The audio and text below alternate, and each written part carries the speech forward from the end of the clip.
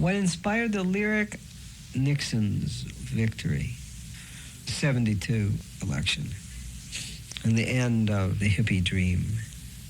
He represented the antithesis of liberalism. That was the legacy of the Kennedys and Martin Luther King. The Watergate had already occurred, and they would brushed it under the rug and weren't going to address it until after the election. Of course, he was driven from office because of it. Popular songs up until that point, subject matter, basically teenage romance. It had become an inappropriate subject matter for this generation of musicians that had grown up with that music. So now you could speak about different subject matters. So it was, on the one hand, it was liberating, and on the other hand, of course, it led to just an explosion of pretension. So, you have a group of people who are in their early 20s who are suddenly being considered very seriously for the first time in their lives, perhaps even being called poets.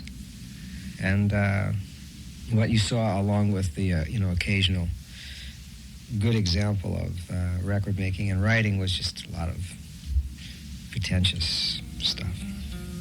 And I was a contributor to some of that myself. But it was fun. We thought we were out of that. We just didn't feel that we were a part of what was happening, but we didn't object to it. We liked that. We just felt we couldn't actually spend a lot of time in the TP.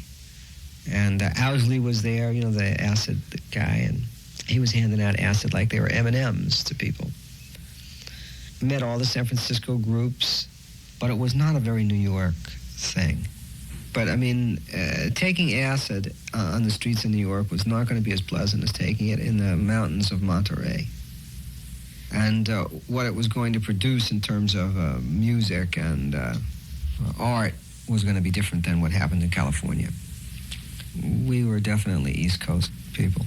We were East Coasters. We never loved California.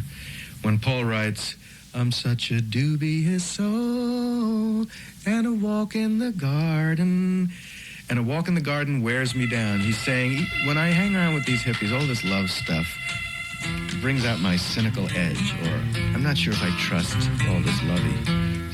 That's the New Yorker's legacy.